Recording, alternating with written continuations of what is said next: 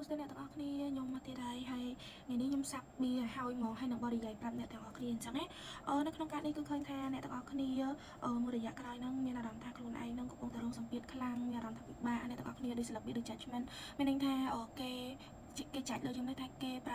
ើប្រាស់ការនិន្ទាឬក៏និយាយមិនល្អពីយើងបង្កាច់បង្ខូចយើងធ្វើឲ្យយើងមានអារម្មណ៍ថាយើងពិបាកចិត្តហើយយើងលែងចង់ជួបណាគេទាំងអស់អីចឹងដោយសារតែពាក្យសម្ដីរបស់អ្នកដទៃគេនិយាយទៅគេមានបំណងមិនល្អមកយើងគេបង្កាច់បង្ខូចយើងចឹងណាហើយអ្នកទាំងអស់គ្នានេះ 10 of shot តែអ្នកទាំងអស់គ្នាគឺជឿចាប់ខ្លាំងគេចាក់អ្នកទាំងអស់គ្នារាប់រយកំបិតthôiអ្នកទាំងអស់គ្នាមានអារម្មណ៍ថាអ្នកទាំងអស់គ្នាអាចទទួលយកស្ថានភាពនឹងបានបន្តទៀតទេហើយចឹងទៅការទី3នឹងតើតោះនឹងទៅ tower មានន័យថាអ្នកទាំងអស់គ្នាគឺថាមួយរយៈចុងក្រោយនឹងអ្នកទាំងអស់គ្នាមានភាពស្មុគស្មាញមិនសប្បាយចិត្តកង្វល់គេងាត់លក់មានបញ្ហា stress ហើយអ្នកខ្លះក៏មានបញ្ហាដល់ថ្នាក់ដូចថាញ៉ាំអីអត់បានអីចឹងដោយសារ stress ពេកសម្ពាធពីជុំវិញខ្លួនផងពីខ្លួនឯងផងចឹងណាអ្នកទាំងអស់គ្នាចឹងទៅខ្ញុំក៏ wish ថាអូបើខ្ញុំបើកកាតនឹងឃើញចឹងតើអាចនឹងមានពលឺអីខ្លះអត់សម្រាប់អ្នកដែលជួបរឿងជួបភ្លៀងពិបាកអស់នឹងចឹងណាអ្នកទាំងអស់គ្នាចឹងទៅនៅពេលដែលខ្ញុំ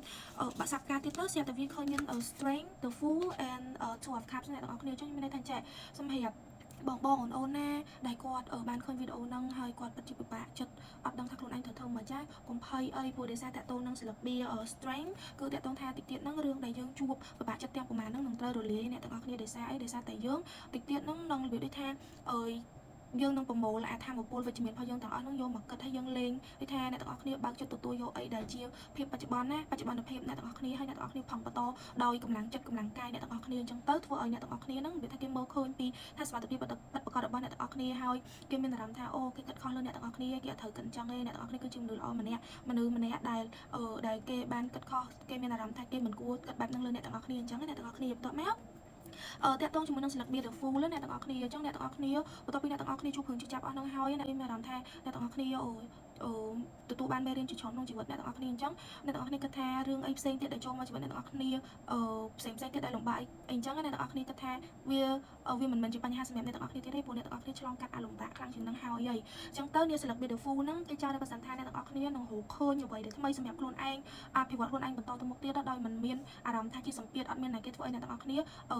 គិតថា stress out ថានឹងត្រូវធ្វើមិនទៀតទេព្រោះអ្នកទាំងអស់គ្នាមានកម្លាំងចិត្តហើយទីទៀតអ្នកទាំងអស់គ្នាថានឹងជួបមនុស្សល្អៗមកទៀតណាអ្នកទាំងអស់គ្នានេះ two of cup ហ្នឹងអ្នកទាំងអស់គ្នានិយាយមែន two of cup ហ្នឹងវាស្តៀងទៅ lover ដែរគាត់ថា mostly two of cup ហ្នឹងវាថាដូចស្នេហាមួយដែលផ្ដើមពីមិត្តភាពឡើងអញ្ចឹងមិនដល់ពេលងាកពឹកគូយើងហ្មងអ្នកទាំងអស់គ្នាដូចថាអ្នកទាំងអស់គ្នាបានមនុស្សម្នាក់ហ្នឹងដែលជួយមើលថែអ្នកទាំងអស់គ្នាតាំងពីពេលអ្នកទាំងអស់គ្នាកំពុងពិបាករហូតមកដល់ឥឡូវអញ្ចឹងអញ្ចឹងចង់បានន័យថាន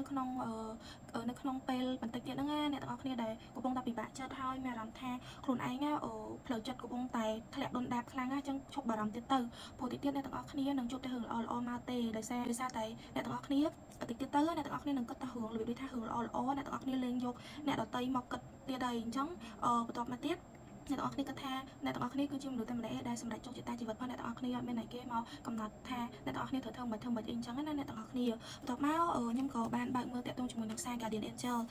ពេលបើកសាប់មុនហ្នឹងវាចេញ forgiveness អ្នកទាំងអស់គ្នាក្នុង forgiveness ហ្នឹងគេថា holding on to a past hurt is preventing you from moving forward and achieving your heart desire let it go forgiveness does not mean that you condone another action it simply means that you are no longer willing to be a perpetual victim to a particular person or event blame is a waste of your precious energy place and surrender the past for in doing so you will reclaim the joy of life អ្នកទាំងអស់គ្នាគេថាទីទៀតអ្នកទាំងអស់គ្នានឹងជួបរឿងល្អៗនៅក្នុងជីវិតដែរអញ្ចឹងគេចង់ឲ្យអ្នកទាំងអស់គ្នា forgive មានន័យថាលើកលែងទោសឬក៏អភ័យទោសឬក៏បំភ្លេចចោលនៅរឿងពីអតីតកាលដែលមានអ្នកគេធ្វើបាបអ្នកទាំងអស់គ្នាឬក៏ប៉ះពាល់ដល់សម្ពាធផ្លូវអារម្មណ៍អ្នកទាំងអស់គ្នាព្រោះដោយសារធម្មតានៅពេលដែលយើងជួបអារម្មណ៍តែឈឺចាប់ខ្លាំងណាវាធ្វើឲ្យការគិតរបស់យើងវាវិលទៅរកតែភាពគេហៅថាអវិជ្ជមានឬក៏ negative អញ្ចឹងអ្នកទាំងអស់គ្នាអញ្ចឹងគេថាបើអ្នកទាំងអស់គ្នាចង់ឲ្យខ្លួនឯងពោពេញទៅដោយថាមពលវិជ្ជមានថាមពលដែលភ្លឺស្រស់ថ្លាចង់ឃើញខ្លួនឯងមានរូបរាងដែលនិយាយថាពេញលេញបរិបូរណ៍ស្រស់ស្អាតមានពលឺអីចឹងគេចង់ឲ្យអ្នកទាំងអស់គ្នាធ្វើការ forgive អភ័យទោសឬក៏លើកលែងទោសនៅរាល់កំហុសឬក៏រឿងអ្វីៗកើតឡើងចំពោះអ្នកទាំងអស់គ្នានៅពេលអតីតកាលទៅអ្នកទាំងអស់គ្នាទទួលយករឿងអនាគតដែលល្អសម្រាប់អ្នកទាំងអស់គ្នានឹងគឺល្អខ្លាំងទៀតសម្រាប់អ្នកទាំងអស់គ្នាដោយអ្នកទាំងអស់គ្នានឹកស្មានដល់ទេដោយសារអ្នកទាំងអស់គ្នាបាន strength នេះហើយ the full ហើយនេះ two of cup ទៀតបានមនុស្សល្អចូលមកក្នុងជីវិតទៀតអ្នកទាំងអស់គ្នាអញ្ចឹងខ្ញុំជូនពរអ្នកទាំងអស់គ្នាដែលកំពុងតែជួបការលំបាកកុំបោះបង់ចោលគេហៅថាការតស៊ូផងអ្នកទាំងអស់គ្នាព្រោះគេថា good thing take time អញ្ចឹងអ្នកទាំងអស់គ្នាអញ្ចឹងរបស់ល្អគឺតែងតែប្រើពេលវេលារៀងយូរអញ្ចឹងអ្នកទាំងអស់គ្នាត្រូវធ្វើវាសន្សំហើយគិតរឿងវិជ្ជមានឲ្យបានច្រើននោះជីវិតអ្នកទាំងអស់គ្នានឹងជួបរឿងដែលល្អៗហើយគេហៅថា law of attraction ឬក៏ច្បាប់ស្រូបទាញអ្នកទាំងអស់គ្នាអញ្ចឹងខ្ញុំអរអីនិយាយហើយអរគុណអ្នកទាំងអស់គ្នាបាយបាយ